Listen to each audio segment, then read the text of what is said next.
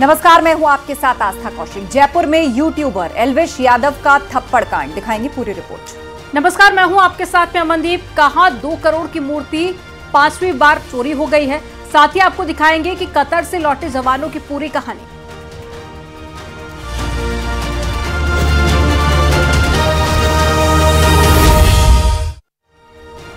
Big boss से सुर्खियों में आए यूट्यूबर एल्विश यादव एक के बाद एक विवादों में फंसते जा रहे हैं। पहले नोएडा में सांपों की तस्करी से जुड़े केस से नाम जुड़ा और अब जयपुर के एक रेस्टोरेंट में एक शख्स को थप्पड़ मारने का वीडियो भी वायरल हो रहा है। हालांकि पुलिस इस मामले में शिकायत ना होने की बात कह रही है, पर वीडियो वायरल होने के बाद एल्विश ने खुद भी सफाई दी और यह भी साफ किया कि उन्हें थप्पड़ मारने का कोई अफसोस नहीं है।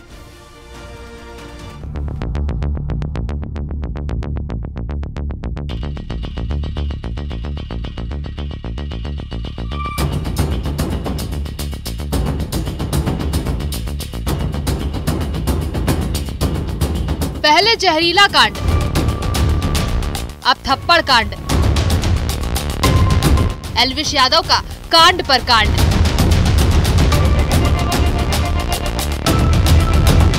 नोएडा में हुए स्नेक वेनम कांड से एल्विश अभी उबरा भी नहीं कि राजस्थान के जयपुर में एल्विश ने एक और कांड कर दिया।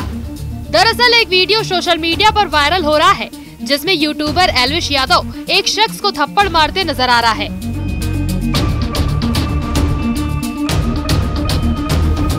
बिग बॉस कंटेस्टेंट और यूट्यूबर एल्विश यादव इन दिनों जयपुर में है, जहां उसके थप्पड़ कांड का वीडियो सामने आया है। ये वीडियो 22 गोदाम सर्किल पर एक मॉल के रेस्टोरेंट का बताया जा रहा है। हालांकि जयपुर पुलिस का कहना है कि ये मामला उनके पास नहीं आया है।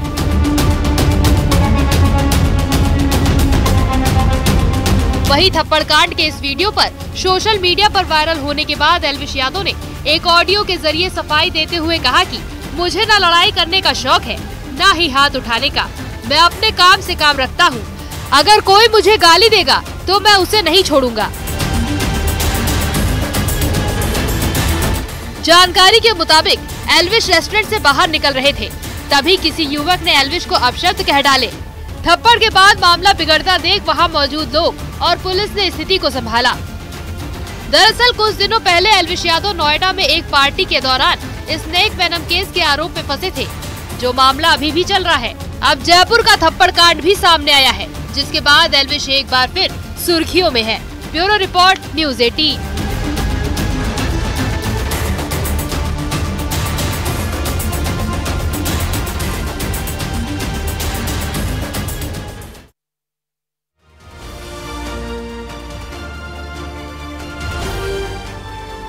छत्तीसगढ़ के बिलासपुर जिले में स्थित भंवर गणेश मंदिर में स्थापित गरुड़ भगवान की बेशकीमती मूर्ति एक बार फिर से चोरी हो गई है। काले ग्रेनाइट पत्थर से बनी ये मूर्ति करीब 1000 साल पुरानी बताई जा रही है और इससे पहले भी चोरों ने 4 बार इस मूर्ति को चुराया है। एक रिपोर्ट आपको दिखाते हैं।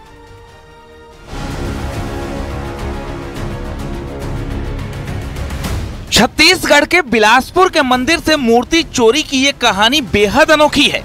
जो मूर्ति आप देख रहे हैं ये बेशकीमती है। बताया जाता है कि काले ग्रेनाइट से बनी इस खास मूर्ति की कीमत करीब 2 करोड़ रुपए है और यही वजह है कि इस मूर्ति की चोरी एक बार नहीं, 2 बार नहीं, बल्कि 5वीं बार हुई है। 4 बार चोर मूर्ति चुरा ले गए। पुलिस 4 बार मूर्ति खोज लाई, लेकिन इस बार हुई मूर्ति की चोरी ने पुलिस की सिरदर्दी बढ़ा दी है। 5 बजे आए हुई है। दरवाजा चालू करत रहे रोज। नहीं चालू करे मतलब देखे नहीं, पर्दा खुला कर दी से तो देख के लौट गया। फिर लौट के सरपंच घर गए। सरपंच का जगह 4-5 बजे में जागी से लटपट। फिर बात पटवार घर गया, वो 4-5 बजे में जागी से और फिर आके लगे बैठे रहे हैं। पटवार गाँव वाले मतलब ब्लाक लाई से सब पटवार सब पता से सब मुँह में बताई से। इससे पहले यही मूर्ति 4 बार चोरी हो चुकी है। पहली बार 2004 में प्रतिमा को चोरी किया गया था। इसके बाद 2006 में भी चोरी हो गई थी। हालांकि चोर गांव के पास मूर्ति छोड़कर भाग गए थे। फिर 2007 में भी कोशिश की गई थी। चौथी बार 2022 में चोर सेवादार को बंधक बनाकर मूर्ति उठा ले गए थे। अब 5वीं बार ये मूर्ति गायब हो गई है। पिछली बार चोरों ने मूर्ति को उखाड़ने की कोशिश की थी, लेकिन उखाड़ नहीं पाए थे, तो तो मूर्ति को तोड़कर खंडित कर दिया था, जिसके बाद पुलिस ने मूर्ति को 4 टुकड़ों में बरामद किया था। दरअसल ये मूर्ति बेहद खास और पुरातन है। बताया जाता है कि करीब 1000 साल पुरानी ये मूर्ति है। मूर्ति की कीमत करीब 2 करोड़ रुपए है। ये मूर्ति खास काले ग्रेनाइट से बनी है और करीब 3 फीट ऊंची और 65 किलो वजन है। मल्हार और उसके आसपास के गांवों में कई प्राचीन मंदिरों के अवशेष मिले हैं, जिनमें भंवर गणेश मंदिर और यहां स्थापित ग्रेनाइट से बनी भगवान गरुड़ की चोरी हुई मूर्ति भी शामिल है। यहां के लोगों का कहना है कि जिला प्रशासन और पुरातत्व विभाग ने अब तक इसकी सुरक्षा को लेकर कोई उपाय नहीं किया है। इसी कारण मूर्ति बार बार चोरी हो रही है। फिलहाल पुलिस मूर्ति की खोजबीन में जुटी हुई है। Bureau report, news 18।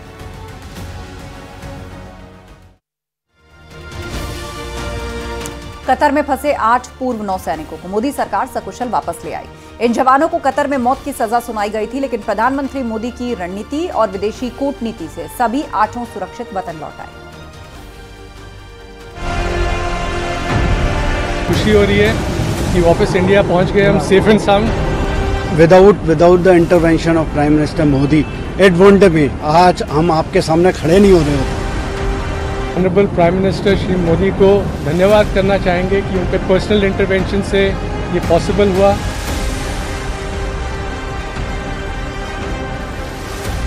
भारत को बहुत बड़ी कूटनीतिक जीत मिली है। एक बार फिर न सिर्फ देश बल्कि पूरी दुनिया मोदी सरकार की नीतियों का लोहा मान रही है। वजह है कतर ने भारतीय नौसेना के 8 पूर्व कर्मियों को रिहा कर दिया है। इन लोगों को कथित जासूसी के मामले में मौत की सजा सुनाई गई थी। पीएम मोदी ने यूएई में कतर के अमीर से मुलाकात की थी। माना जा रहा है कि पीएम मोदी की मुलाकात का ही असर है कि सभी 8 लोगों को रिहा कर दिया गया है। भारत लौटे पूर्व नौसैनिक अधिकारियों में एक ने कहा कि प्रधानमंत्री नरेंद्र मोदी के हस्तक्षेप के बिना उनकी रिहाई नहीं हो पाती। उन्होंने दिल्ली हवाई अड्डे पर उतरने के बाद भारत माता की जय के नारे लगाए। सभी पूर्व अधिकारियों ने पीएम मोदी और कतर के अमीर का भी धन्यवाद दिया। खुशी हो रही है कि वापस इंडिया पहुंच गए हम सेफ एंड साउंड और definitely honourable prime minister Shri Modi को धन्यवाद करना चाहेंगे कि उनके पर्सनल इंटरवेंशन से ये पॉसिबल हुआ और गवर्नमेंट ऑफ कतार के हिज एक्सेलेंसी द अमीर को कि उन्होंने ये होने दिया। एंड बस यही बोलना चाहेंगे। Thank you very much. Without the intervention of prime minister Modi it wouldn't be. आज हम आपके सामने खड़े नहीं हो रहे होते अगर इंटरवेंशन नहीं होता at that level, highest level. And specially government of India, उनके अथक प्रयास से कि वो कंसिस्टेंटली लगे रहे and we are there in front of you. Thank you. Same thing, very thankful to the government and prime minister Modi कि हम लोग बाहर आ सके और वापस अपने कंट्री में आ सके। Thank you so much. पिछले साल 1 दिसंबर को पीएम मोदी और कतर के अमीर तमीम बिन हमद के बीच बैठक हुई थी। माना जा रहा है कि इस मीटिंग ने ही 8 भारतीयों की रिहाई का रास्ता तय कर दिया है। इनकी रिहाई के लिए आधिकारिक और बैक चैनल दोनों ही तरह की बातचीत का इस्तेमाल किया गया। कतर की अदालत ने भारतीय नौसेना के 8 पूर्व कर्मचारियों को पिछले साल 27 अक्टूबर को मौत की सजा सुनाई थी। इस फैसले से भारत बेहद ही हैरान था। इस फैसले के बाद भारत सरकार ने साफ कर दिया था कि वह इस मामले में सभी कानूनी विकल्पों पर विचार कर रहा है। कतर ने 8 भारतीयों को मौत की सजा सुनाई थी। जिन 8 लोगों को सजा सुनाई गई थी वो भारतीय नौसेना के पूर्व अधिकारी हैं। इनमें commander Purnendu Tiwari, commander Sugunakar Pakala, commander Amit Nagpal, commander Sanjeev Gupta, captain Navtej Singh Gill, captain Virendra Kumar Verma, captain Saurabh Vashisht, नाविक राकेश गोपा कुमार शामिल थे। इन सभी ने भारतीय नौसेना में 20 वर्षों तक शानदार सेवा की। 8 भारतीय निजी कंपनी गहरा global technologies and consultancy services के लिए काम करते थे। भारतीय नागरिक पिछले कुछ सालों से कतर के नौसैनिकों को प्रशिक्षण दे रहे थे। कतर अधिकारियों के साथ मिलकर ये कंपनी नौसैनिकों को ट्रेनिंग देने का काम कर रही थी। इन सभी पर जासूसी के आरोप लगाए गए और फिर इन्हें फांसी की सजा सुना दी गई।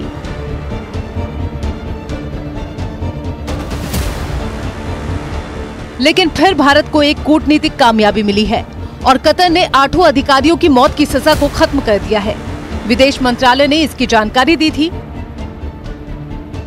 प्रधानमंत्री नरेंद्र मोदी और कतर के अमीर के बीच दुबई में COP28 सम्मेलन से इतर हुई मुलाकात हुई थी। 1 दिसंबर को हुई भेंट के बाद पीएम मोदी ने कहा था कि उन्होंने कतर में रह रहे भारतीय समुदाय के बारे में अमीर से बात की थी।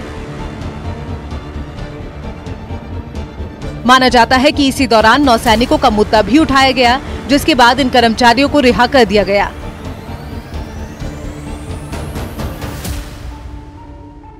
मैं प्रधानमंत्री जी का धन्यवाद और आभार प्रकट करना चाहती हूं और साथ में कतर के अमीर का। प्रधानमंत्री जी की इंटरवेंशन का लाभ जो है वो हम सबको मिला और अमीर ऑफ कतर जिन्होंने ये सज़ा को वापस लिया, उनका भी आभार कि भारतीय वापस आए हैं। उनके परिवारजन लगातार बने हुए थे, हमारे से संपर्क में थे, तो परिवारजन भी और साथ में संपूर्ण भारतवासियों को इसकी हार्दिक बधाई।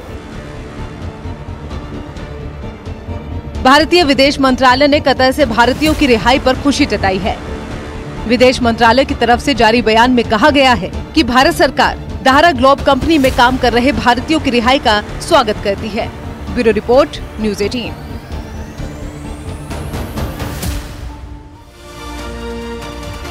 कतर की जेल से रिहा हुए देश के 8 पूर्व नेवी अफसरों के घरों में खुशी देखने को मिल रही है।